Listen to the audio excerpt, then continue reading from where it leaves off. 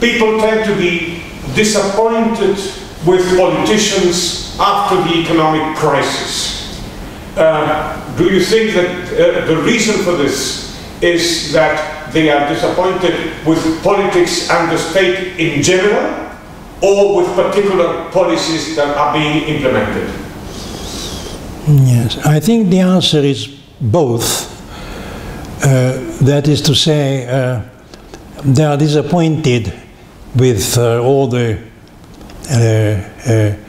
leading authorities because they allowed this mess to develop in 2007, and they are very disappointed because instead of bringing back the chocolate and the easy times, which a politician should be able to do, that's the minimum we expect a politician to do, they are talking of austerity, which is inadmissible. I mean, how can you allow a politician to subject the people, the electors, the voters, to austerity? This is unacceptable. This is, I think, the basic attitude of people. They say, the money is there, this is all nonsense that they have to cut expenditure. Why don't they keep spending it? But when they speak of austerity, of course, you can understand austerity as reducing expenditure or increasing taxes. Yes, I think, I'm not sure that people really distinguish between the two, because very often I heard the expression when a certain tax is being increased, I hear the expression, this represents an economy for the state of so much, which simply confuses expenditure with revenue. But yes, with revenue with expenditure. In fact, the so-called crisis, which I think is a very stupid expression, because a crisis, properly speaking, lasts about 2 minutes, and it's the change from either life to death or life under threat to life saved. That is when the crisis has a favorable outcome. Anyway, what they now call crisis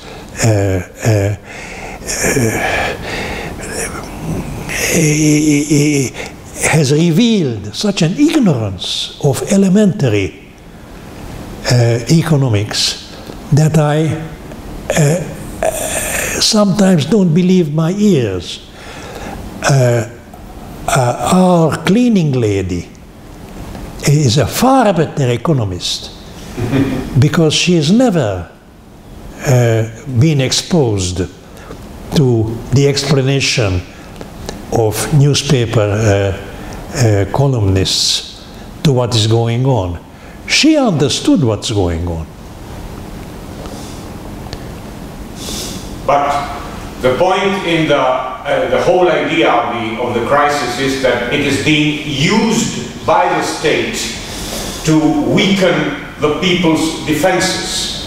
The sense of catastrophe always tends to let's say, you turn to be more obedient if you are in a shipwreck. You obey the captain, and you say, this is a crisis, we have to obey the state, and if taxes are to be raised, especially if other people are going to pay them, then we have to accept it.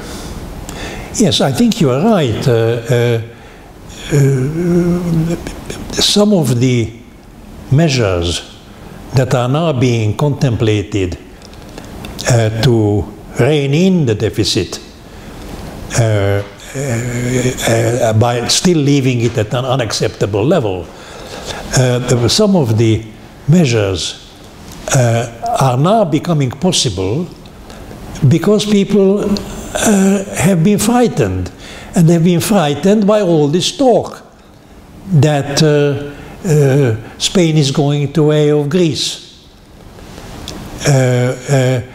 There'll be a pension reform in France, which is mild, but which would have been rejected out of hand 3-4 years ago, when people weren't yet frightened. People are beginning to be frightened and say, yes, well, we recognize that some things will have to be done, not everything. No, we don't want this, we don't want that, we don't want the other, but still something has to be done. There's this element of the state knowing that this is the only way to get minimal reforms accepted, are frightening the people. The last question is directed towards the people who love freedom, and sometimes they turn to be optimistic. They say, well, after all, the communist system has been cracked down, Berlin Wall has fallen down, and that is optimistic. On the other hand, sometimes they say, well, the state, the democratic state, has grown up very much. So it's difficult to say which is the proper situation. What is your view, and what would be your message to our viewers and hearers that love freedom? Well, I don't see myself as a bearer of messages, but if you want my honest and modest opinion, I have the feeling that what has been done since 2007 was too much, and is too much. So it's inefficient because it underestimates the capacity of an economy, when left alone, to regain some kind of vitality and some kind of viability. It underestimates this, so by this constant hammering of we have to do this, we have to do that, there's panic, the banks are going, they're all going bust, and everything is falling to pieces. By doing this panic atmosphere, and sometimes panic measures, including the breakup of the banks, by putting the banking system back into the Stone Age, which is what they're trying to do. By doing this, they are being inefficient because they're underestimating the strength of an economy left alone, that is left for everybody to try and do the best he can. And B, I don't know which of the two is, whether the A or the B is the more important. B, it educates people that freedom is a dangerous thing. It brings crisis, it brings bank failures, it brings this and the other.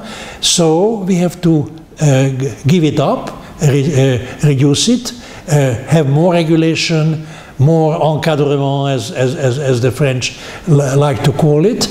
And that, of course, is very bad because it contaminates and undermines the otherwise healthy mentality of ordinary people.